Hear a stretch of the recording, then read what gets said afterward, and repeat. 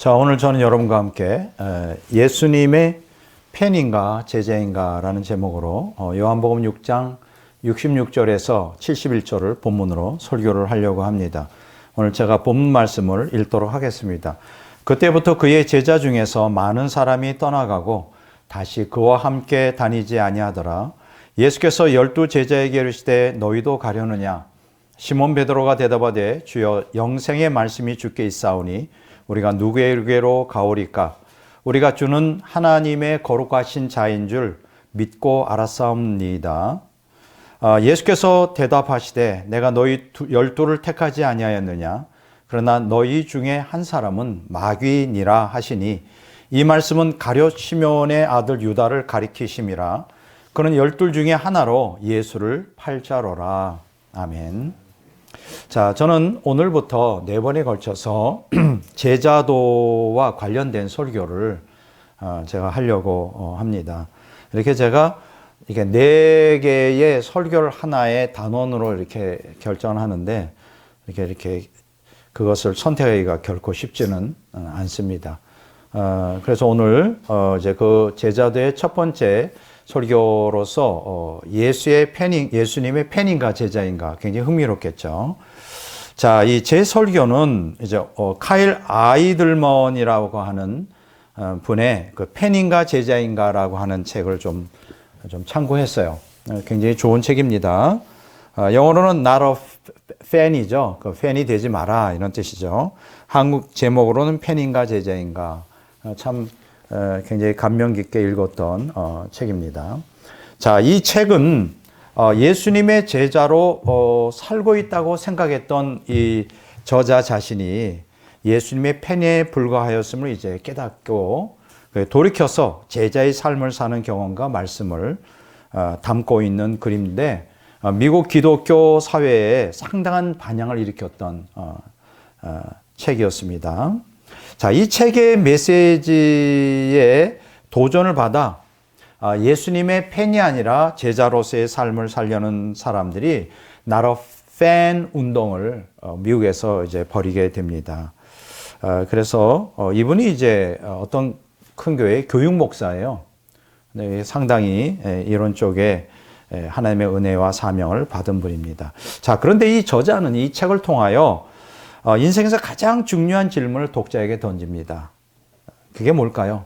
당신은 예수님의 제자인가? 자, 다시 한번 여러분들에게 질문을 똑같이 던지고 싶습니다. 당신은 예수님의 제자인가? 예. 그러고 나서 이 저자는 예수님을 믿는 신자를 두 부류로 구분하고 있어요. 굉장히 흥미롭겠죠. 첫째가 뭐냐면 예수님의 제자라고 굳게 믿고 있는 사람들, 이게 첫 번째 부류입니다. 그러니까 본인이 예수님의 제자라고 굳게 믿어요. 그런데 이제 문제가 되는 게 뭐냐면 이렇게 믿는 사람들 대다수가 예수님의 제자됨이 무엇을 의미하는지 사실 전혀 모르고 있다는 거예요. 이건 참 심각한 얘기죠. 자, 그런데 우리가 성경에서 우리가 가장 섬뜩한 메시지 중에 하나가 뭐냐면 우리가 아무리 예수님의 제자라고 자처해도 심판날 예수님이 우리를 모른다고 할 수 있다는 거예요. 이거 굉장히 충격이죠. 이거 굉장히 정말 너무나 큰 충격이에요. 본인은 예수님의 제자라고 평생 믿고 이제 그렇게 이제 살아서 죽어서 심판 앞에 딱 섰는데 예수님 난 널 모른다. 이렇게 되면 굉장히 당황스럽겠죠. 두 번째 부류의 사람이 있어요. 예수님의 제자 되는 것에 전혀 관심이 없는 사람들이 있어요. 이 사람들은 예수님을 믿는 것과 따르는 것을 다른 개념으로 생각합니다. 또 그렇게 배워왔어요. 즉, 예수님을 믿는 것은 구원의 필수적인 요소이지만 예수님의 제자 되는 것은 구원과 아무 관계가 없다. 오히려 그것은 상급과 연관되는 것이다. 나는 그렇게 상급에 관여가 없어. 난 천국 가기만 하면 돼. 그러니까 나는 제자의 삶을 나는 살기를 원치 않고 그냥 예수님만 믿겠다. 이런 사람들이 이제 다수를 차지하고 있습니다. 그러니까 그들은 예수님을 따르지 않아도 예수님을 믿는 것이 가능하고 또 예수님을 믿기만 하면 구원받는다는 이러한 논리를 주장합니다, 여러분. 지금 제가 두 가지를 말씀드렸죠? 자, 다시 한번 복습해 볼까요? 자, 두 부류로 구분되는데 첫째는 뭐예요? 예수님의 제자라고 아주 굳게 믿는 사람이에요. 그런데 실제적으로 예수님의 제자가 아닌 사람들. 두 번째, 예수님의 제자 되면서 전혀 관심이 없습니다. 왜냐하면 신자와 제자는 별개의 것이라고 구분을 하죠. 어쨌든 이 두 부류의 사람들은 결과적으로 성경의 가르침에 무지하거나 성경의 가르침을 왜곡하고 있는 거예요. 이런 무지와 왜곡으로 인해서 수많은 사람들이 멸망을 향해 가고 있습니다. 이건 참 너무나 사실 슬픈 현실이죠. 성경은 그러면 이 신자와 제자, 예수님을 믿는 것까지 예수님을 따르는 것을 어떻게 평가하고 있을까요? 이게 중요하겠죠. 자, 성경은 신자가 곧 제자이고 예수님을 믿는 것이 예수님을 따르는 것이라고 가르치고 있습니다. 자, 몇 군데를 찾아보지 않아도 금방 그것이 드러나요. 첫 번째로 마태복음 28장 19절 20절에 보면 예수님이 마지막 이제 그 최후의 명령, 그걸 갖다가 이제 지상 명령이라 그러는데 그 명령을 하시죠. 거기 뭐라 그랬습니까? 너희는 가서 모든 민족을 제자로 삼아. 그렇죠. 아버지와 아들과 성령의 이름으로 세례를 주고, 여러분 세례를 준다는 건 뭐예요? 이제 예수님 믿게 만든다는 거잖아요. 근데 그게 제자를 삼는 것이잖아요. 그러니까 예수님을 믿는 것과 제자 되는 게 다른 게 아니라는 거죠. 어떤 면에서는 예수님 믿는 본질이 제자로 삼는 거예요. 그러면서 뭐라 그랬습니까? 그 위에 보면 내가 너에게 분부한 모든 것을 가르쳐 지키게 하라. 가르쳐 지키도록 하라. 그냥 단순히 마음으로 믿는 게 아니라 예수님 명령하신 예수님의 그 많은 그 명령이 있는데 그것을 가르치고 지키도록 하라. 그게 이제 믿는 것과 제자됨이 하나라는 걸 알 수가 있어요. 또 두 번째 우리가 사도행전 11장 26절에 보면 제자들이 안디옥에서 비로소 그리스도인이라 일컬음을 받게 되었더라. 여기서 제자는 누구예요? 예수님의 제자죠. 그런데 그들이 비로소 그리스도인이라고 칭함을 받았어요. 그러니까 그리스도인이 제자고 제자가 그리스도인인 거예요. 신자가 제자인 거예요. 제자가 신자인 거예요. 또 보세요. 요한복음 10장 26절 27절에 보면 너희가 내 양이 아니므로 믿지 아니하는도다. 내 양은 내 음성을 들으면 나는 그들을 알며 그들은 나를 따르느니라. 그러니까 예수님을 믿는다는 것은 예수님을 따르는 것이구나. 예수를 믿는 신자는 예수님을 따르는 제자가 되는 것이구나. 이렇게 얘기를 하고 있잖아요. 이 세 구조를 통하여 우리가 뭘 깨닫습니까? 신자와 제자는 분리가 되는 게 아니고 하나구나. 이렇게 이제 우리가 깨닫게 됩니다. 그러면 제가 또다시 질문합니다. 당신은 예수님의 제자입니까? 이런 질문을 던지면서 이 질문에 대해서 심각하게 자신을 돌아봐야 돼요. 정말 심각해야 됩니다. 왜? 내가 과연 예수님의 제자인가를 왜 심각하게 생각해야 될까요? 왜냐하면 우리가 예수님의 제자가 아니라면 그것은 참된 믿음이 아니라는 얘기예요. 그러니까 쉽게 얘기하면 내가 참된 믿음을 가지면서 제자가 안 되는 게 불가능하다는 거죠. 그러면 참된 믿음이 아니라면 어떻게 될까요? 구원을 받을 수 없는 거죠. 천국에 들어갈 수가 없는 거예요. 그러니까 여기서 질문하는 건 과연 내가 예수님의 제자인가를 자신에게 심각하게 물으라는 거예요. 그냥 대충 넘어가지 말고.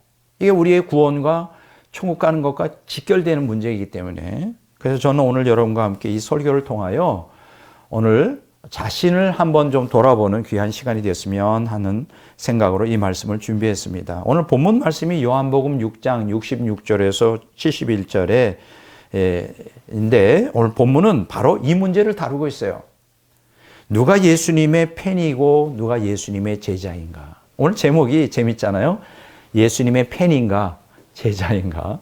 너무 재밌는 주제예요. 물론 제가 오늘 여러분들에게 소개해드리는 그 카일 아이들먼의 팬인가 제자인가에서 이제 이 착상을, 이 발상을 이렇게 제가 따온 거예요. 물론 이 내용 전체를 제가 그대로 베낀 건 아닙니다. 이렇게 이분이 참 기발한 발상을, 그래서 여기에서 이제 오늘 제목을 따왔는데, 자, 오늘 그 내용이 요한복음 6장 66, 71절에 보면 적나라하게 드러나 있어요. 자, 요한복음 6장 66절 한번 다시 읽어보겠습니다. 그때부터 그의 제자 중에서 많은 사람이 떠나가고 다시 그와 함께 다니지 아니하더라. 자, 본문에 보면 그때부터라 그랬어요. 그때부터. 그러니까 제자들 중에 다수가 예수님을 떠나버린 이유를 여기서 나타내고 있어요. 그때부터 떠났다는 거지. 그러면 그때 무슨 일이 있었느냐? 이걸 밝히면 왜 예수님을 그렇게 열렬하게 따라다니던 제자들이 대다수가 예수님을 떠나고 말았을까? NASB 성경에 보면 이렇게 이거를 영어로 했어요. As a result of this. 이걸 번역하면 이로 말미암아, 이 일로 인하여, 이 일의 결과로 인해서. 그럼 여기서 말한 일이 뭐냐? 두 가지를 여기서 말할 수 있는데,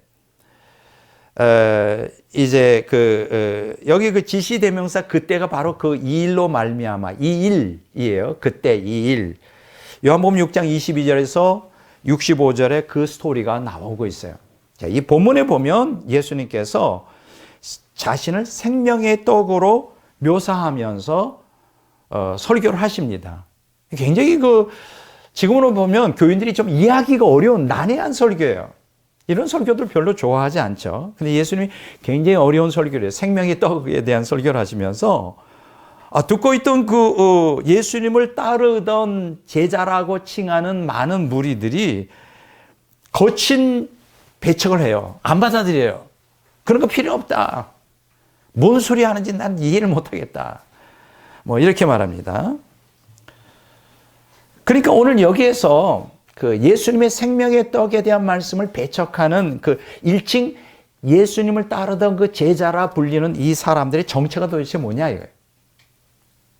이 본문에 언급된 제자라고 하는 사람들이 진짜 과연 제자였을까? 어떻게 제자가 예수님을 떠날 수가 있을까? 제자라는 게 도대체 어떤 의미일까? 뭐 이렇게 이제 생각한다면 이제 오늘 이 답이 나와요. 이 걸리는 게 뭐냐면 예수님을 따르는 많은 제자들이, 다수의 제자들이 떠났다니까 어떻게 제자가 떠날 수 있느냐 이거예요. 그렇잖아요. 상식이 안 되잖아요. 그럼 왜 이 성경 기자는 그렇게 말했을까? 여기서 우리가 깨닫게 되는 것은 이 제자라고 불리는 이 사람들이 예수님을 따르던 무리들이었구나. 근데 그냥 따른 게 아니에요. 열렬히 따랐어요. 열렬히. 그리고 또 한 가지 재밌는 건 본인들이 스스로 예수님의 제자라고 자처하고 있었다 이거예요. 이 얘기는 어떤 교훈을 우리에게 주느냐? 오늘날도 똑같습니다. 오늘날 많은 기독교인들이 본인들이 예수님을 열렬히 따르는 제자라고 본인들을 생각해요. 그런데 그들이 떠났어요. 마찬가지로 오늘날 많은 자기 스스로를 신앙이 좋고 예수님이 제자로 자처하는 많은 사람들이 예수님을 떠날 수도 있어요. 왜 떠났을까? 이제 그것이 굉장히 깊은 관심이 됩니다. 이 사람들이 어떻게 본인들을 제자라고 착각했을까? 그 스토리가 배경이 되는 게 요한복음 6장 1절에서 15절에 보면 자세히 나와 있어요. 저는 이렇게 성경을 보면 이렇게 스토리텔링으로도 하고 입체적으로 이 본문 앞뒤를 보면서 하는 게 저는 굉장히 좋아하는데 왜 그들은 자기 스스로를 제자라고 착각했을까? 제자가 아닌데 제자라고 착각했을까? 그게 이제 스토리가 나와요. 요한복음 6장 1절 15절에 보면 그게 나옵니다. 여기 보면 무슨 내용이 나오냐면 이 무리들이 예수님이 병자들을 고치고 보리떡 5개와 물고기 2마리로 5,000명을 먹이는 것을 표적을 보았어요. 눈이 확 가닥 뒤집어진 거지. 그동안 그런 역사를 표적을 보인 사람이 없거든. 자, 보세요. 그래서 이 사람들이 그 두 가지 표적을 보고 예수님을 따르기로 결심한 거예요. 그래서 본인들을 제자라고 착각하게 된 거예요. 제자가 아닌데. 한번 볼까요? 요한복음 6장 2절 보겠습니다. 큰 무리가 따르니 이는 병자들에게 행하는 표적을 보았음이로라. 저 보세요. 표적을 보았다 그러죠. 병자들이 행하는. 자, 두 번째 표적이 뭐가 나옵니까? 떡 5개 물고기 2마리 5,000명 먹이는 역사가 요한복음 6장 13, 14절에 보면 이에 고든이 보리떡 5개로 먹고 남은 조각이 12광주리에 찼더라. 그 사람들이 예수께서 행하신 이 표적을 보고 말하되 보세요. 표적을 보았다. 이는 참으로 세상에 오실 그 선지자라 하더라. 그러니까 여기서 우리가 깨닫게 되는 것은 이렇게 예수님을 열렬하게 따랐던 무리들이 그 표적을 보고 예수님을 제자가 되고자 했던 거예요. 내가 생각할 때 이 많은 무리들이 예수님께 와서 이렇게 얘기했어요. 예수님, 나도 예수님의 제자가 되겠어요. 내가 평생 예수님을 안 떠날 거예요. 나를 받아주세요. 막 열정적인 열광적으로 했을 거예요. 여러분 이것을 이해를 해야 됩니다.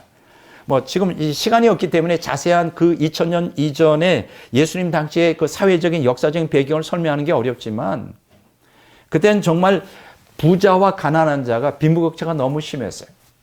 예루살렘에는 업타운이 있었고 다운타운이 있었는데 자세한 내용은 여기서 할 시간이 없습니다. 업타운에는 주로 대제사장 서기관들 아주 고위급들이 사는 부자들이 살아요. 그래서 집도 저택이 얼마나 넓은지 대단한 부경화를 누리는데 그 다운타운, 그러니까 이 밑에 동네는 이 원룸짜리 방 하나짜리 따닥따닥 붙어 있어요. 가난한 사람들이 살았다. 그러니까 그때 당시는 거의 이 지주들, 그때도 지주들이 있었어요. 거기에 붙어서 겨우 먹고 사는, 그때 당시에 로마에서 뜯어가는 세금, 헤로드 왕이 뜯어가는 세금, 또 종교 지도에 뜯어가는 세금, 그러니까 평민들은 먹고 살기가 정말 힘들었어요. 그리고 그때 당시에 가난하고 또 의술이 발달 안 됐으니 병에 걸리면 그냥 죽거나 그냥 고칠 수가 없는 거지. 그러니까 먹고 사는 문제하고 병 걸려 죽는 게 심각한 가장 절박한 가운데 있었는데 예수님이 딱 나타나서 이 심각한 절박한 저들의 욕구를 채워주니까 저라도 따라다니죠. 평생 안 따라다니겠어요? 제자가 되겠어요? 제자가 되겠어요? 예수님 절대 나는 배반 안 합니다. 이렇게 하고 이제 했었단 말이에요. 근데 예수님이 오신 목적이 그게 아니잖아. 그들의 욕구를 채워주기 위해서 온 게 아니란 말이에요. 예수님이 오신 거는 저들을 죄수권하고 생명으로 하나님 앞에 돌아오게 하려는 게 목적인데 가만 보시니까 안 되겠어요. 막 열광적인 상태들 이제 이렇게 예수님이 창문으로 쫙 낀 거지. 뭐라 그랬을까? 생명의 떡 얘기를 한 거예요. 한참 이제 6장 1절에서 15절에 한참 막 표적 2개를 보고 막 엎드려 있는 사람들에게 6장 22절에서 65절에 뭐를 얘기하느냐? 나는 생명의 떡이다. 세상 것을 쪼가하지 말고 영생하도록 있는 하나님의 생명을 따라 너희들이 갈망이라 그래. 생명의 떡을 소개하며 나를 따르고는 이 제자도를 막 가르치는 거예요. 그랬더니 어떻게 했어요? 그들이 원했던 게 아니에요. 내가 원했던 거 그게 아니라고. 저들이 원했던 육적 욕구에 충족했지 영적 생명의 충만이 아니라고. 그래서 떠난 거예요. 이건 오늘 그대로 적용됩니다. 오늘 그래서 난 여러분들에게 질문합니다. 당신이 예수님의 팬인가 제자인가? 자기한테 심각하게 생각하고 있어요. 내가 정말 예수님을 믿는 거에 그냥 팬으로서 믿는가? 내 욕구를 채워주기 위한 수단으로서 예수님 있는가? 아니면 정말 영적 생명의 충만을 위하여 하나님 뜻을 따르기 위해서 제자로서 삶을 위해서 믿는가? 이건 오늘 2000년 전이나 오늘날이나 그대로 적용되는 거예요. 근데 불행하게도 오늘 대다수의 신자들은 예수님의 팬이지 제자가 아니에요. 왜 그런지 한번 이제 앞으로 계속 보겠습니다. 자, 이렇게 이제 대다수의 제자라 자칭하던 사람들이 이제 실체가 드러나면서 다 떠나버리니까 이런 가운데 예수님이 제자들, 그 12제자들에게 물어봅니다. 너희도 가려느냐? 자, 예수님이 이런 질문은 부정적 답변이 아닌 긍정적 답변을 기대하면서 던진 질문이에요. 그래서 그 NASB 성경에 보면 이렇게 나와요. You do not wanna go away also, do you? Do you 하면 올라가면 질문하는 거고, do you 하면 긍정적인 답을 기대하면서 물어보는 거죠. 이걸 번역하면 이렇게 됩니다. 너희까지 나를 버리고 떠나려는 것은 아니겠지. 좀 있어주면 좋겠다. 뭐 이런 정도? 자, 그런데 참 베드로가 난 참 이런 측면에서 난 베드로를 너무 좋아해요. 좀 성질이 좀 급한 거는 좀 있지만, 그래 실수를 하지만, 자, 베드로가 아주 확고한 말씀을 합니다. 요한복음 6장 68절 69절 이렇게 시몬 베드로가 대답하되 주여 영생의 말씀이 주께 있사오니 우리가 누구에게로 가오리까? 우리가 주는 하나님의 거룩하신 자이신 줄 믿고 알았사옵나이다. 저는 오늘 이 설교를 듣는 여러분들이 베드로와 같은 동일한 고백을 하기를 원합니다. 우리가 주님을 믿는 것은 육적 욕구 충족을 때문에 믿는 게 아니라 영적 생명의 충만을 위하여 영생의 말씀이 계신데 나는 주님을 절대로 어떤 상황에 떠나지 않겠습니다. 하나님의 거룩하신 자, 이거 뭐예요? 메시아. 이 메시아임을 믿고 경험했다. 오늘 우리에게 중요한 거는 이 베드로처럼 믿음이 중요한 거예요. 믿음으로 우리가 경험하는 거예요. 알게 되는 거예요. 이 베드로는 얼마나 오늘 그 제자의 삶을 살아가는 사람의 모범적인 신앙을 우리에게 제시해주고 있습니다. 내가 예수님 믿는 것은 내 육적 욕구 충족이 아니라 영적 생명의 충만, 생명의 말씀 때문입니다. 라고 그게 진짜 제자의 삶이죠. 그런데 오늘 예수님을 따르던 많은 제자들이 떠난 건 그 제자가 아니에요. 그들이 원했던 거는 영적 생명의 충만이 아니라 육적 욕구의 충족에만 있었어요. 오늘 대다수의 기독교인들이 그런 것처럼 그건 제자가 아니에요. 자, 보세요. 근데 여기 오늘 본문 말씀에 보면 그 12 제자 가운데 자, 이런 고백을 들었자 예수님이 이렇게 좀 또 찬물 끼얹는 말씀을 하세요. 시몬의 아들 유다는 베드로 같은 신앙을 소유하지 못했기 때문에 예수님을 배반할 마귀의 앞잡이가 될 거라고 또 예언을 하셔요. 그게 요한복음 6장 70절에 71절에 나와요. 보세요. 예수께서 대답하시되 내가 너희 12를 택하지 아니하였느냐. 그러나 너희 중에 한 사람은 마귀니라 하시니 이 말씀은 가룟 시몬의 아들 유다를 가리키심이라. 그는 12 중에 하나로 예수를 팔자로라. 너무 슬픈 것은 대다수 제자라고 일컫는 사람들이 예수님을 떠났는데 자기 마음에 안 난다고. 이제 마지막으로 누가 남았어요? 12 제자가 남았는데 그들 중에 또 한 사람도 제자가 아니었다. 예수님의 팬이었어요. 여러분, 가룟 유다에 대해서도 얘기할 게 굉장히 많은데 그가 어떻게 예수님의 제자가 되었어요? 이 가룟 지방에는 굉장히 그 교육의 도시예요. 일반 그 베드로가 있던 그 갈릴리하고는 수준이 다른 굉장히 좀 이렇게 도시였고, 가룟 유다는 교육을 많이 받은 사람으로서 내가 생각할 때는 이 가룟 유다가 어떻게 제자가 되었을까 생각할 때는 아마 자신의 한번 예수님을 따라감으로 예수님이 이제 정치적 메시아로서 등극하면 자기가 한 자리를 할까. 그러니까 이 12 제자 중에 제일 머리가 좋고 교육을 제일 많이 받은 사람이고 자기 야망이 있었던 사람이에요. 그래서 예수님을 따라갔는데 예수님은 딱 지적하죠. 그 사람도 내 진짜 제자가 아니다. 뭐예요? 예수님의 팬이었다는 거죠. 팬. 자기 욕구를 채우기 위한 하나의 수단으로서 예수님을 따라가는 거예요. 자, 본문을 통해 가룟 유다는 예수님의 제자가 아니라 예수님의 팬이었음이 드러나요. 예수님 그렇게 말씀하십니다. 근데 워낙 그것이 캄프라치가 되어 있어가지고 그게 드러나지 않았을 거예요. 가룟 유다에게 하나님이 12 제자의 권능을 주셔가지고 귀신도 쫓아나게 하고 3년 반 동안 열심히 제자 행세를 하도록. 다른 제자들은 그걸 전혀 가룟 유다가 예수님을 배반하여 팔아 넘기는 그 순간 6월절 밤에 그때도 전혀 못 알아들었어요. 제자인 줄 알았어요. 진짜 제자인 줄 알았어요. 그러나 그 실체가 드러나는 것이죠. 이것은 가룟 유다가 자기의 육적 욕구 충족을 때문에 예수님을 배반하고 마귀의 앞잡이가 되는 거예요. 이건 참 무서운 거 아니에요. 왜 우리가 예수님의 팬에 머물러 있으면 안 되고 왜 예수님의 제자가 되어야 되느냐면 우리의 신앙을 예수님을 따르고 우리의 신앙이 육적 욕구의 충족의 목적을 두고 있다면 우리는 또 가룟 유다가 될 수 있어요. 가룟 유다가 될 수 있어요. 누구든지. 이게 무서운 거예요. 마귀의 앞잡이가 될 수 있는 거예요. 그래서 우리가 항상 생명의 말씀,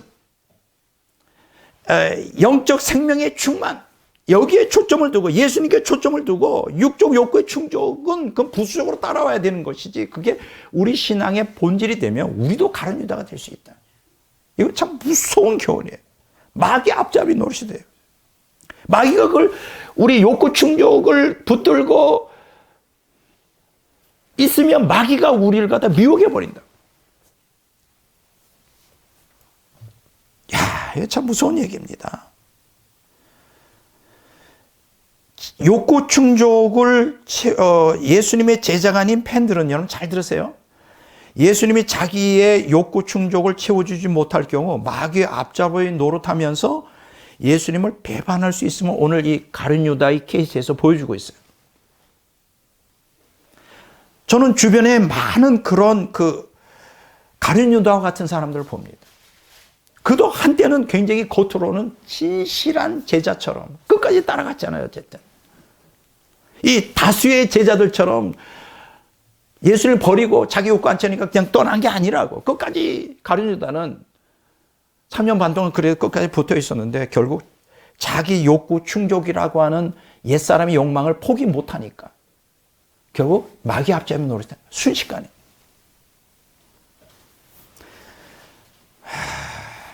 여러분 자신의 욕구 충족을 위하여 예수를 믿으면서도 자신을 예수님의 제자라고 착각하는 사람이 있어요. 아마 가룟 유다도 본인이 착각했을 거야. 난 진정한 제자다. 오늘날도 똑같죠. 자기 욕구 충족을 위해 예수님을 열심히 따라. 근데 그것은 왜 자기가 예수님의 제자라고 착각할까요? 자기 욕구 충족을 위하여 종교적 열정을 가지고 따라가. 그것이 내가 제자된 삶을 산다고 착각하게 만드는 거예요. 이해가 되죠? 종교적 열정. 그것이 어떤 열정이든 하나님 중심적인 생명의 말씀을 갈망하는 마음에 초점이 두어 있지 않은 신앙생활은 언제든지 가룟 유다처럼 마귀 앞잡이를 해서 배반할 수가 있는 거예요. 이게 참 무서운 것입니다. 자, 이렇게 아까 표적을 보고도 예수님을 따르던 사람의 생명의 말씀을 예수님이 전파하니까 예수님을 따르던 많은 제자라고 말하는 사람들이 떠나거나 가룟 유다가 예수님 배반한 건 다 뭐예요? 공통점이 있죠. 본인들은 제자라고 착각하고 있었지만 사실은 제자가 아닌 뭐예요? 예수님의 팬이었던 거예요. 가룟 유다도 팬이었어요, 예수님의. 근데 팬들은 지금 설명하겠지만 팬의 특징이 있어요. 자기의 욕구를 채워줄 때는 열광해요. 그렇지만 자기 욕구를 십자가에 못 버리라고 할 때는 단호하게 열광이 뭐로 받아요? 비난과 돌멩이를 던지는 그런 무서운 반역으로 바뀌어요. 이제 제가 다음 주에도 또 설교하잖아요. 군중 심리인가 참된 신앙인가라는 제목으로 또 설교할 거예요. 이건 오늘 2000년 전에 예수님 당시에도 그대로 전개됐던 상황이지만 오늘날도 동일하게 우리에게 적용될 수 있는 말씀이죠. 그러니까 이 예수님을 따르던 많은 무리들이 예수님이 제자가 아니었는데 제자로 착각한 거예요. 예수님이 그냥 팬이었어요. 자기 욕구를 채우기 위한 팬. 예수님의 팬. 가룟 유다도 예수님이 제자가 아니에요. 예수님의 팬이었어요. 그래서 제가 오늘 설교 제목이 뭡니까? 예수님의 팬인가 제자인가 구별하라는 거예요. 그러니까 첫 번째, 팬이라는 게 도대체 뭘까? 팬. 팬의 사전적 의미는 뭐냐면 누군가를 열정적으로 좋아하는 사람이에요. 열정적으로 좋아하는 사람. 자, 팬은 이제 운동 경기 같은 데 보면 그걸 금방 여실히 드러납니다. 맨몸에 페인트 칠하면서 축구장에 가는 사람들. 이거는 보통 팬이 아니면 있을 수 없는 거예요. 뭐 얼굴에도 막 페인트 칠하고 몸에 페인트를 해요. 자기가 좋아하는 뭐 구단이나 그런 사람들. 자, 팬은 관람석에 앉아 팀을 열렬히 응원한 사람이에요. 뭐 난리가 나죠. 팬은 선수가 사인한 운동 스셔츠를 벽에 걸어두고 그냥 온 집안이 장식해놔. 자동차 뒤에 막 갖가지 범퍼 스티커를 붙이고 막 유난히 그 사람을 좋아한다는 걸 막 과도하게 드러내. 근데 재밌는 게 있어요. 하지만 정작 경기에는 나서지 않아요. 자기가 뛰지 않아. 그러니까 경기장에서 땀을 뻘 흘리면서 달리거나 공을 차지는 않아요. 고생하는 거 좋아하지 않아. 선수들에 관해서는 모르는 게 없어. 다 꿰요. 제가 깜짝 놀란 것은 정말 뭐 야구 같은 거, 농구, 그 미국의 그 농구 선수들 다 꿰요. 누구 조던 그 사람이 또 평점 얼마 점수까지 다 와. 이름하고 야구 하면 그 사람이 어느 경기에서 얼마 다 외워. 그냥 나는 그 머리도 안 좋아서 다 못 외워지는데 관심도 없고 다 줄줄 외워. 그런데 선수들을 개인적으로 알지는 못해. 고함을 지르며 응원은 하지만 경기를 위해 희생을 하진 않아요. 이게 팬의 특징이에요. 거기다가 응원하는 팀이 자꾸만 패하잖아. 그럼 어떻게 돼? 조금씩 좋아하던 마음이 바뀌어. 점점 욕을 하기 시작해. 자기가 팬으로서 있어. 그리고 결국 어떻게 돼? 배반하고 다른 팀으로 가버려. 놀랍죠? 그러면 도대체 팬이 되는 이유가 뭐예요? 간단합니다. 자기 육적 욕구 충족을 위해서 팬이 되는 거지, 그 사람을 위해서 되는 게 아니에요. 나를 위해서 되는, 내 욕구 충족을 위해서. 여러분 기억하십시오. 오늘날 교회 안에서도 이런 예수님의 팬들이 가득 차 있어요. 예수님의 팬들은 자기 중심적 욕구가 충족될 때는 예수님을 환호해요. 대단해.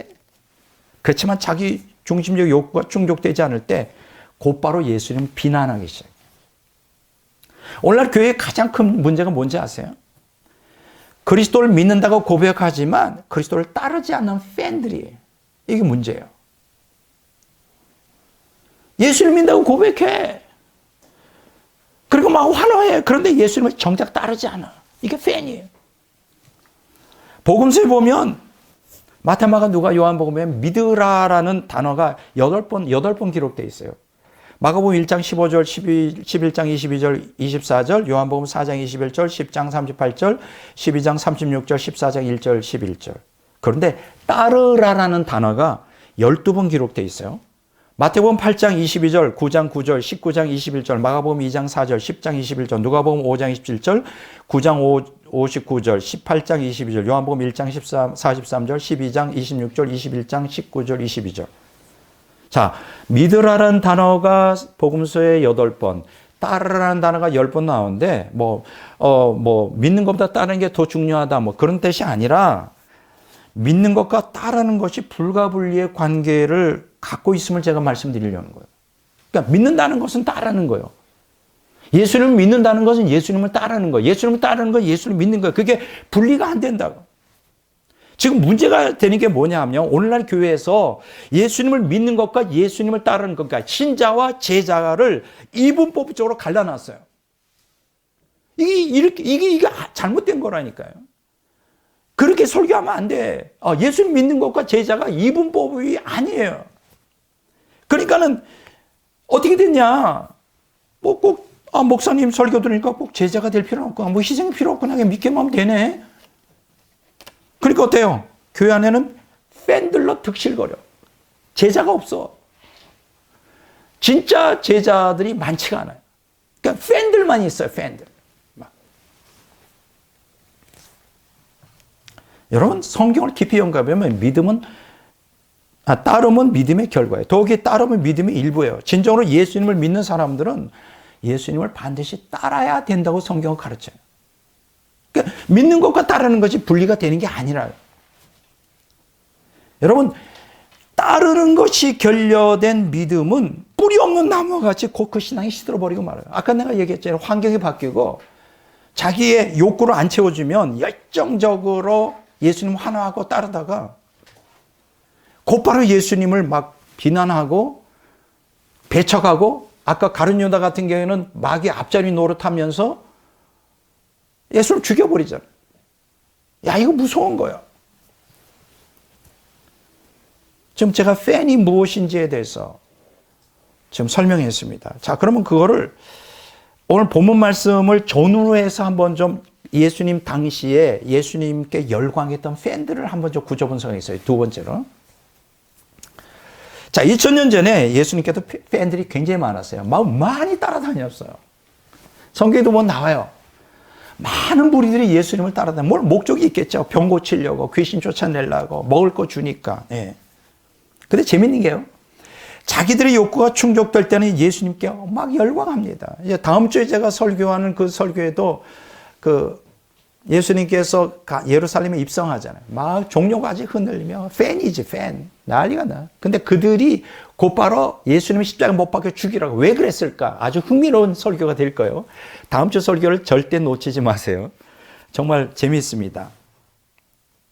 자, 이렇게 자신의 욕구가 충족될 때 예수님께 환호하는데 막 열광적으로 따라다니죠. 목숨도 바칠 것처럼. 제자가 되겠습니다. 그렇지만 예수님이 그들의 욕구를 충족시키지 못할 때는 예수님을 욕하고 비난하며 야멸차게 돌아선다. 이게 전형적인 팬의 모습이에요. 재밌잖아요? 자, 한번 좀 분석해 볼까요? 두 가지로 제가 열광적 추종을 중심으로 한번 좀 분석해 보겠습니다. 예수님께서 두 가지 표적을 요한복음 6장에서 보여주죠. 1차 표적이 6장 2절에 나오죠. 큰 무리가 따르니 이는 병자들에게 행하시는 표적을 보았음이더라. 자, 왜 따랐을까? 병 고치는 것들을 보고 따라간 거예요. 오늘날도 마찬가지죠. 만약 제가 어마어마한 신유의 역사가 있다. 아마 여기 지하가 뭡니까? 미어질 거예요. 미어져. 지하가 문제가 아니에요.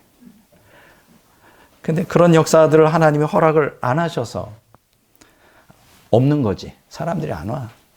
자, 두 번째 표적이 나오죠. 이건 더 심각합니다. 요한복음 6장 11절에 보면 예수께서 떡을 가져 축사하신 후에 앉아 있는 자들에게 나눠주시고 물고기도 그렇게 그들의 원대로 주시니라. 떡 5개와 물고기 2마리로 5,000명을 먹여요. 그런데 이게 마태복음 14장 21절에 보면 먹은 사람이 여자와 어린애 외에 5,000명이니까 한 2만 명 될 거예요. 어마어마한 숫자죠. 저들의 식욕을 충족시켜. 그러니까 두 가지 표적을 보여줘. 하나는 병자를 치유해주고 두 번째 식욕을 채워주니까 야, 난리가 난 거예요. 난리가 나. 어떻게 두 가지 반응을 보겠습니다. 어떻게 반응을 하는지 열광적으로. 첫 번째 반응, 요한복음 6장 14절에 그 사람들이 예수께서 행하신 이 표적을 보고 말하되 이는 참으로 세상에 오실 그 선지자라 하더라. 그 선지자, 그냥 선지자가 아니야. 그 선지자. 여기 그라는 게 정관사 헬라어로 호가 붙었어요. 바로 메시아라는 거지. 그러면 그 선지자가 누굴까? 신명기 18장 15절에 보면 모세가 예언을 했어요. 내 하나님 여호와께서 너희 가운데 내 형제 중에서 너를 위하여 나와 같은 선지자 하나를 일으키시리니 너희는 그의 말을 들을지니라. 나와 같은 선지자, 바로 그가 메시아는. 그러니까 이 사람들의 첫 번째 반응은 뭐냐? 아, 이런 표적을 보고 메시아구나, 메시아가 왔구나. 자, 두 번째, 더 난리가 난 거예요. 두 번째 반응. 요한복음 6장 15절. 그러므로 예수께서 그들이 와서 자기를 억지로 붙들어 임금으로 삼으려는 줄 알고 다시 혼자 산으로 떠나가시니라. 여기 보면 재밌어요. 도망 못 가게 억지로 붙들어. 그럼 뭘로 삼으려고 그랬어요? 헤로드 왕 로마 제국 다 쳐부시고 예수님의 임금으로 삼으려는 거예요. 재밌죠? 예수님이 그냥 가만히 있었으면 그냥 혁명이 그냥 저절로 일어날 뻔했어요. 헤로드 왕 붕괴될 뻔했어요. 도망갔어. 얼마나 부드러운 일이었는데 겨우겨우 사람을 말려가지고 예수님 혼자 도망갔어, 산으로. 되게 재밌어요.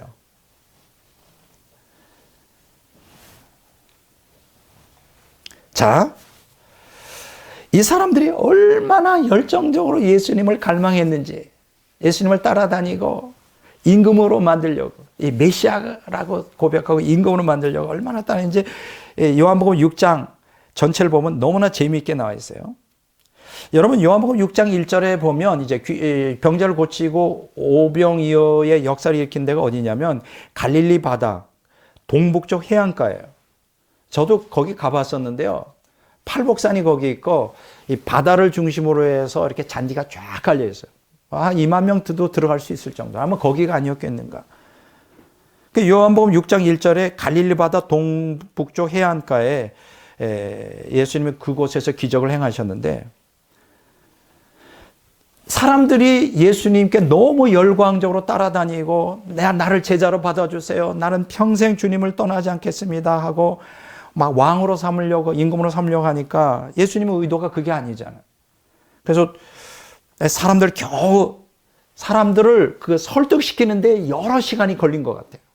이러지 마세요. 그리고 예수님이 그들 하나하나를 다 집으로 보내고 설득해서 그게 몇 시간 걸린 것 같아요. 그래가지고 그렇게 되다 보니까 저녁이 되었어요. 그래서 예수님께서 제자들에게 뭐라고 말씀하시냐면, 너희가 먼저 바다를 건너 가버나움으로 가라.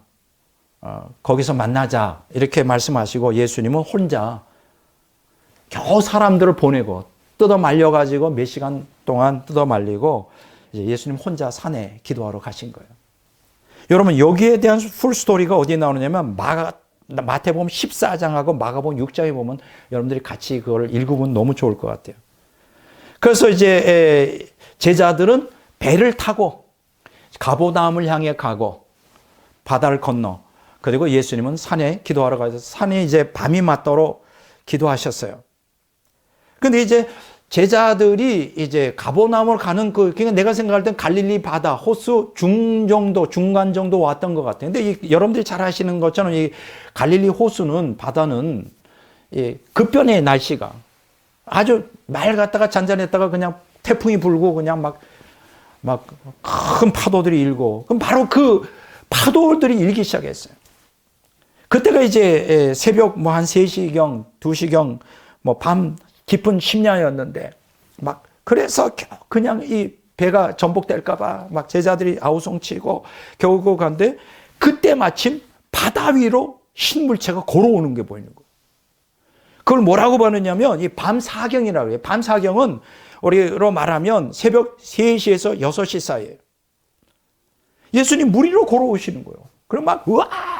예수님이 유령인가 보다 했는데 유령이 아니고 하나님의 신적 존재임을 보여준 거죠. 제자들에게, 12제자들에게.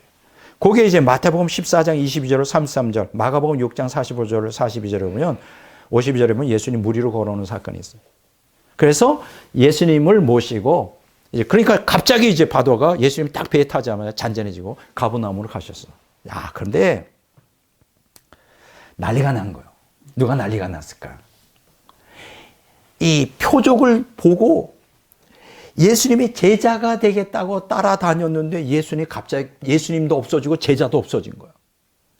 제자는 배를 타고 가버나움으로 갔고 예수님은 물 위로 걸어서 바다 가운데에서 제자들과 함께 가버나움으로 갔어요. 그래서 백방을 와서 예수님 없으면 난 못 살아. 저들은 왜 예수님을 찾았을까? 예수님이 없으면 난 누가 병 고쳐주고 누가 먹을 걸 주냐. 그러니까 낮에 먹었던 것이 이제 어떻게 됐을까? 밤이 되니까 소화가 돼서 배고플 거 아니야. 그러니까 예수님만 찾으면 배가 부를 거라는 생각 속에 열광적으로 광신적으로 찾기 시작해요. 그래서 요한복음 6장 24절에 이런 말씀이 있어요. 우리가 거기에 예수도 안 계시고 제자들도 없음을 보고 곧 배들을 타고, 배가 한두 척이 아니었던 것 같아요. 그 많은 무리들이 하니까 수십 척이 됐는지 몰라요. 수백 척은 아니겠지만 배들을 타고 예수님을 찾으러 가버나움을 갔다. 그러니까 내가 생각할 때 어떻게 알았을까? 아마 제자들이 배를 타고 가는 거 보고 예수님도 그들과 함께 가버나움을 간다는 얘기를 들었겠지. 그럼 우리도 그 가버나움에 가면 예수님 만날 수 있겠네. 여기서 찾으러라고 하는 게 헬라어로 제톤테스라고 그러는데 seeking for라고 그러는데 이게 재미있어요. 현재 분사역인데 절박한 심정으로 집요하게 찾았다. 나는 예수님 없으면 못 살아. 근데 이유가 뭐예요? 예수님 없으면 누가 나를 떠올려. 자기 욕구 충족을 해요. 오늘 많은 기독교인들이 그렇다는 거예요. 종교적 열정이 있어요. 근데 그 목적이 뭐예요? 의도가. 내 욕구를 채우기 위해서 예수님을 열정적으로. 근데 그거를 이 사람은 어떻게 생각해? 자기는 신앙이 참 좋고 자기는 예수님의 참된 제자라고 착각해요. 이건 착각일 뿐이에요. 이해가 돼요? 그러지 말라요. 이때 당시에 그런 일이 절박한 심정으로 집요하게 찾았어요. 그래서 요한복음 6장 25절에 보면 이런 말씀이 있어요. 이제 바다 건너편에서 예수님을 만났어요. 그래가지고 원망 섞인 얘기를, 라삐여, 언제 여기 오셨나이까? 우리한테 좀 알려주시지. 왜 우리를 버리고 가요? 이거 보면 이 사람들이 예수님을 정말 사랑하고 경외하고 신앙이 참 좋구나 착각할 수가 있죠. 그게 아니죠. 그게 아니지. 그랬을 때 예수님의 반응을 한번 보겠습니다. 예수님 보니까 한심한 거예요. 예수님 꿰뚫어 보시잖아요. 사람의 심령을. 저것들이 나를 찾는 건, 나를 열정적으로 좋아하는 거는 정말 생명의 말씀 때문에, 정말 하나님을 잘 믿고 싶어서가 아니라 자기 욕구 충족을 위해서 그런 거를 금방 간파하셨어요. 그래서 예수님이 항상 그 스타일이 있어요. 아주 정면으로 그냥 무한할 정도로 딱 비평을 하십니다. 요한복음 6장 26절 이런 얘기 있어요. 생명의 떡 설교를 하세요. 예수께서 대답하여 이르시되 내가 진실로 진실로 너에게 이르노니 너희가 나를 찾는 것은 표적을 본 까닭이 아니요 떡을 먹고 배부른 까닭이로다. 이게 무슨 얘기예요? 표적을 보면 그건 메시아구나, 하나님의 아들, 내가 정말 하나님을 잘 믿어야 되겠다, 그런 게 아니라 떡을 먹고 배부른 까닭이에요. 욕구 충족을 위하여. 본문에서 예수님은 무리들이 욕심의 욕구만을 만족시키기 위해 예수님을 찾는다는 사실을 지적한 후에 그 유명한 설교를 하십니다. 요한복음 6장 27절에서 59절에 보면 생명의 떡 설교. 여러분들이 이 설교를 어떻게 읽었는지 몰라요. 굉장히 쉽지 않은 내용이에요. 2000년 전에도 더 어려웠겠죠. 그 얘기를 듣는 거. 그러나 오늘날도 이 말씀을, 생명의 떡 설교를 분석하는 게 어려운데 저는 세 가지로 분석을 했어요. 첫째 뭐냐? 이 본문의 말씀. 예수님이 전한 메시지 뭐냐? 요한복음 6장 54절에 내 살을 먹고 내 피를 마시는 자는 영생을 가졌고. 이건 무슨 얘기예요? 사람 피와 사람 살을 먹으라고? 이게 이제 히브리적 어법으로 말하면 살과 피는 그 사람 전체를 얘기하는 거예요. 그러니까 예수님의 피를 먹고 예수님의 살을 먹는다는 건 예수님을 전적으로 받아들여라. 온전히 예수님을 받아들여 따르라는 제자도의 도전이죠. 우리는 예수님을 온전히 따라가야 돼. 온전히 예수님이 나의 전부가 돼야 돼. 그걸 여기서 요구해 주는 거예요. 사람들이 그게 가능하겠어요? 내가 원하는 건 예수님이 아니라 떡이라고, 빵이라고, 먹는 거라고.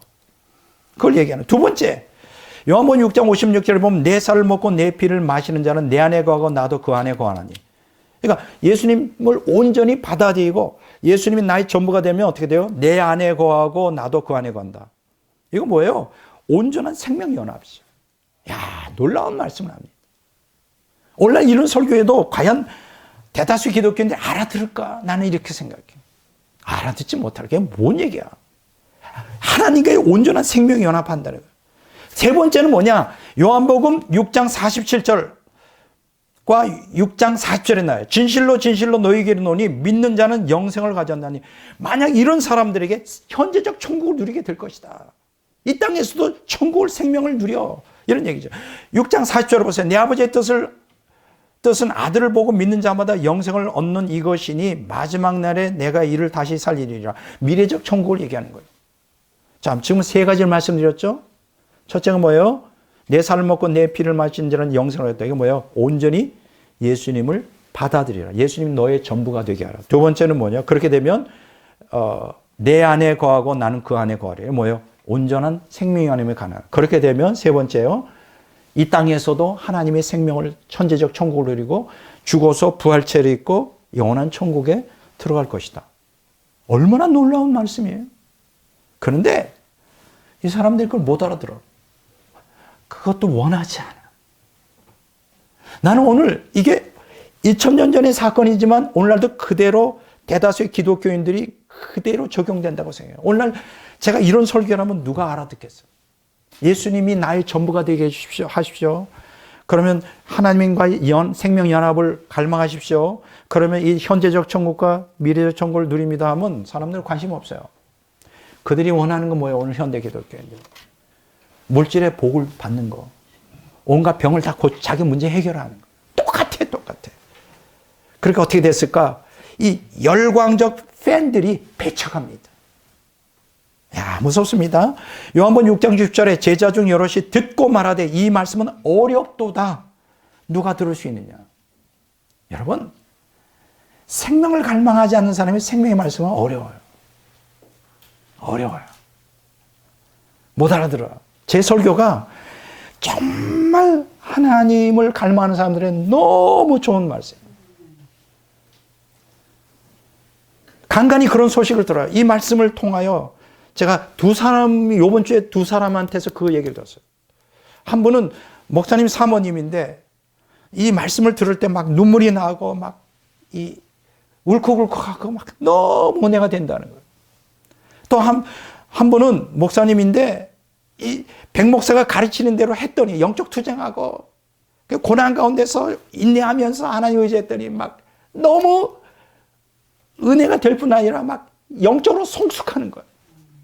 죄에서 벗어나는 거예요. 이런 경험들을 해요. 근데 대다수는 이런 설교 싫어해요. 왜? 저들은 이런 말씀, 희망의 말씀 원하지 않아요. 자들의 욕구를 충족해주는 부드러운 설교를 좋아해요. 그래서 배척해요. 난 그게 안타까워요. 예수님도 똑같이 당했어요. 요한복음 6장 66절에 보면 그때부터 그의 제자 중에서 많은 사람이 떠나가고 다시 그와 함께 다니지 아니라 끝장났어요. 돌아온 사람 없어요. 아이고 내가 원했던 거 안 줘요? 배척. 야 무섭습니다. 다시 예수님과 함께 다니지 않았어요. 여러분 오늘 이 말씀을 통해 깨닫는 게 뭡니까? 본문에서 제자를 가장한 팬들이었죠. 예수님을 떠났던 제자들은. 제자가 아니에요. 제자라면 그렇게 할 수가 없어요. 저들은 진리를 갈망하여 따르지 않았고 철저히 자기중심적 욕구 충족을 위하여 제자 행세를 했던 것뿐이에요. 거기는 예수님을 따르던 많은 제자라 칭했던 무리들, 가는 유다까지 거기에 포함되는 거예요. 그건 제자가 아니에요. 제자라면 그럴 수 없어요. 그런데 여기서 매우 흥미로운 사실이 한 가지 있죠. 예수님은 그 팬들을 설득하여 예수님의 제자가 되도록 애원하지 않으셨다는 거예요. 다시 한번 생각해 봐. 내가 그러면 이런 설교 안 할게. 응? 당신들이 욕구를 채워주고 그래 좋아. 더 많은 병자를 고쳐주고 너희들은 모든 병을 다 고쳐준다. 할 수 있겠죠. 5,000명 먹이는 거 그건 아무것도 아니야. 평생 내가 선거 공약처럼 그러니까 나를 따라 이렇게 안 하죠. 왜 그랬을까? 왜 예수님은 그 팬들에게 마음이 돌아선 팬들을 설득하여 예수님의 제자가 되도록 애원하지 않은 이유가 무엇일까? 영혼들이 관심 없어? 아니에요. 그게 불가능해요. 설득하는 게 불가능하다.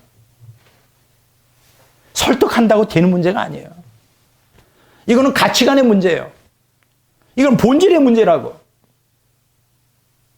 안 돼요, 안 돼. 그래서 설득 안 하셨어요. 다 떠났어. 자, 세 번째, 예수님의 팬인가 제자인가? 이제 마지막 제가 오늘 이 설교를 통해서 다시 한번 정말 제자 흉내를 내는 팬들이 많다는 거예요. 오늘 설교를 통해 깨닫는 게 뭡니까? 오늘날 교회의 가장 큰 문제가 뭐예요? 그리스도인이라 고백하지만 그리스도를 따르지 않고 그리스도로 인해 주어지는 혜택만 바라며 교회를 몰려드는 팬들이 너무 많아요. 이 사람들은 환경이 주어지면 그냥 다 도망가요. 코로나 얼씨구나 다 도망갔지. 코로나 때문에 그게 핑계가 되는 거지. 다 도망가요. 예수님의 팬들에게 가장 흔한 증상 중 하나는 자신이 예수님의 제자라고 착각하는 거예요.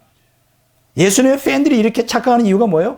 자기 욕구 충족을 위한 종교적 열정을 예수님에 대한 진정한 헌신으로 오해하고 있는 거예요. 놀랍지 않아요? 착각하고 있는 거예요. 자기 욕구를 채우기 위한 종교적 열정을 내가 신앙이 참 좋구나. 내가 진정한 예수님의 제자구나. 그걸 진정한 헌신이라고 착각하고 있는 거 아니죠. 자, 그러면 팬인가 제자인가 진단하는 방법이 있어요. 뭐 여러 가지 둘 수 있는데 딱 세 가지만 말씀드릴게요. 저 사람이 팬인지 제자인지 분별할 수 있는 방법. 첫째, 팬들은 예수님 때문에 손해볼까 두려워요. 손해가 조금이라 나면 금방 예수님 버려요. 제자들은 예수님을 위하여 헌신과 희생을 해요. 이게 차원이 달라. 두 번째, 팬들은 예수님을 믿는다고 고백하지만 제자들은 예수님을 믿고 행동으로 옮겨요. 말만 하지 않는다는 거예요. 세 번째, 팬들은 신앙이 취미생활이지만 제자들은 신앙에 자기 목숨을 걸어. 이게 전혀 차원이 달라요. 너무나 중요한 얘기죠. 팬들은 신앙생활이 취미요, 취미생활이에요. 그렇지만 제자들에게는 신앙에 목숨을 걸어. 신앙이 자기 목숨이야. 이거 대단한 거예요. 여러분, 우리가 어떻게 해야 제자가 될 수 있을까요? 예수님의 요한복음 8장 31절에 이런 말씀이 있어요. 내 말에 거하면 참으로 내 제자가 되고. 그래서 예수님 말에 거한다는 건 뭐예요? 리빙 바이블에 보면 Live as I tell you to. 내가 너에게 말하는 대로 그대로 살면 돼. 말씀 순종하면 된다. New Life Testament에 보면 Keep and Obey. 말씀을 지키고 순종하면 돼. 그러니까 말만 하지 말고 말씀에 순종하여 고난이 오더라도 인내하며 어떤 손해와 오더라도 헌신과 희생을 그냥 그게 믿음이고 그게 제자의 삶이죠. 난 여러분들에게 그런 삶을 살기를 촉구합니다. 아까 제가 뭐라 그랬어요, 처음에. 믿는 것만 가지고 예수님을 따르지 않고 믿는 것만 가지고 천국에 못 들어간대요. 믿는 것과 따르는 것이 같은 거예요. 그러니까 신자와 제자는 같은 거예요. 그러니까 제자됨 없이 신자로만 천국 가겠다? 이건 어불성설이에요. 성경 절대 그렇게 가르치고 있잖아요. 그러면 내가 제자의 삶을 안 살고 있다? 나는 잘못 믿는 거예요. 그건 믿음이 아니에요. 그건 가짜예요. 그렇기 때문에 천국에 못 들어가는 거예요. 우리가 천국에 들어가려면 제자의 삶을 살아야 돼. 예수님을 믿고 따라가야 돼. 나는 그걸 오늘 여기서 말씀드리고 싶어요. 혹시 여러분 가운데, 이 설교를 듣는 여러분 가운데 이 착각하고 제자의 삶을 안 살고 예수님 안 따라가고 그냥 믿기만 해 천국 가려고 그래서 편안하게 내 욕망을 따라 살아도 천국 간다. 난 믿으니까. 이거 거짓이에요. 이건 마귀의 교리예요. 오늘 대다수의 교회가 그렇게 가르치고 있는데 그건 잘못이에요. 그건 마귀의 사탄의 교리예요. 그걸 여러분들에게 드리고 싶은 거예요. 나는 저도 천국을 가야 되겠지만 이 설교를 듣는 분들이 다 천국 갔으면 좋겠어요. 인생은 딱 한 번의 기회가. 죽은 다음엔 두 번째 기회가 없어요. 다 천국 가야지. 지옥 가면 그게 무슨 의미가 있느냐고. 인생은 왜 태어났느냐고. 지옥 갈 거면 차라리 태어나지 말지. 천국 가야죠. 결론 부분을 말씀드립니다. 이 책에 팬인가 제자인가 288쪽에서 290 맨 뒤쪽에 나와요. 윌리엄 보든이라고 하는 사람의 자서전을 읽고 그분의 전기를 읽고 이 저자가 그걸 이제 요약했는데 제가 또 정리하겠습니다. 윌리엄 보든이라는 사람은 1800년대 말기에 수십억 달러 낙농회사 상속자로 탄생했어요. 억만장자죠. 그러니까 아버지 재산이 다 자기가 될 수 있는 거예요. 근데 이 윌리엄이 고등학교를 졸업하자 아버지가 고민합니다. 너 좀 안목을 넓힐 겸 전 세계 일주를 한번 세계 여행을 해봐. 그래서 이 사람이 유럽과 아시아와 중동 여러 나라들을 이제 여행하는 과정 가운데 이분이 이제 진실한 기독교인이었나 봐요. 갑자기 어느 날 저들에게 복음을 전해야 되겠다는 어떤 하나님의 감동을 먹습니다. 성령의 감동을 받아요. 복음을 전해야 되겠다. 그런데 이제 그 과정 가운데서 아버지의 강권으로 이때 당시에는 돈 많은 사람들은 하버드나 예일에 갔어요. 돈이 있으면 공부 좀 어느 정도 하면 이런 데 가는데 아버지 강권으로 예일대에 들어가게 됐어요.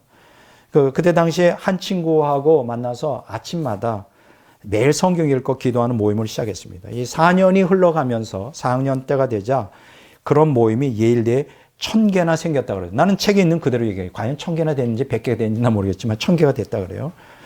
그의 일기장에는 이때 당시의 상황을 설명하면서 이렇게 표현했다고요. 자신을 늘 부인하고 예수님께 순종하자.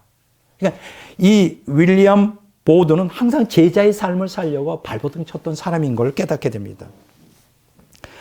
그리고 자신의 성경의 문장 하나를 썼어요. 뭐냐면 No reserves.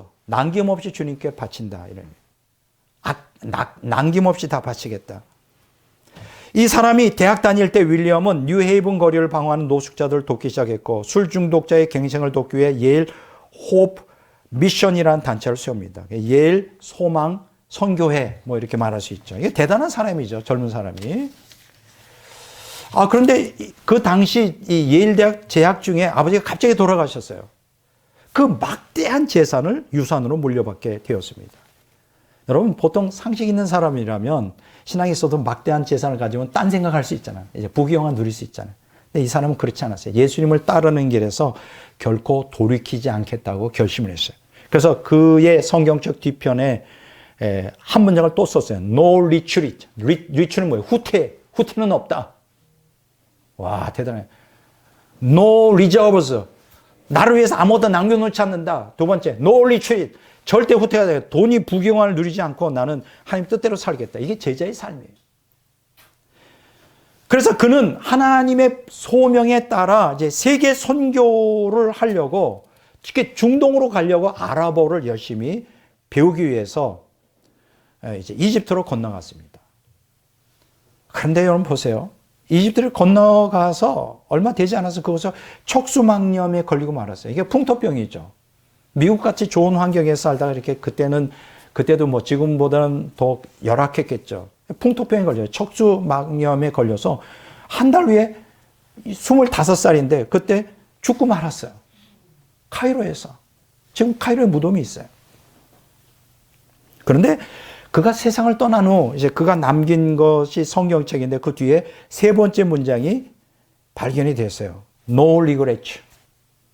후회 없이. 야, 대단합니다. 그러니까 윌리엄 버드는 온전히 그리스도의 제자로서 젊은 삶을 끝냈지만은 온전히 제자로서 사는 거죠. 세 가지 성경책 속에서 세 개의 문장이 발견되는데 No reserves, 남김없이, No retreat, 후퇴 없이, No regret, 후회 없이.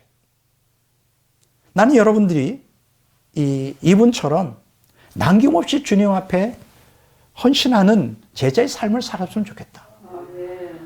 세상을 바라보고 뒤로 물러가지 말자. 논리처럼 후퇴 없이. 그리고 이 인생이 딱 한 번뿐인데 후회함 없이 후회가 되지 않도록 우리가 이 세상을 떠난다 후회가 되지 않도록 주님의 제자가 됐으면 좋겠다. 이게 진정한 제자의 삶을 사는 성도들의 모습인 거예요. 이런 사람들이 많지는 않지만 인류 역사상 또 지금도 여기저기에 많이 있습니다. 이 사람들이야말로 진짜 천국에 들어가는 사람들이죠. 나는 다시 여러분들 이 설교를 끝내면서 이런 질문을 다시 합니다. 나는 예수님의 팬인가? 제자인가? 다시요. 나는 예수님의 팬인가? 제자인가? 이거를 깊이 묵상하고 자신을 돌아보고 내가 팬에 머물러 있었다면 이 저자처럼 깨닫고 돌이켜 제자의 삶을 살겠다 결단하면 되는 거예요. 그리고 그렇게 가면 돼요. 나는 오늘 이 시간 이 설교를 듣는 여러분들이 예수님의 팬인가? 예수님의 제자인가? 잘 자신을 돌아봐서 예수님의 팬이 아니라 예수님의 제자의 삶을 사시기를 주의 이름으로 축원합니다.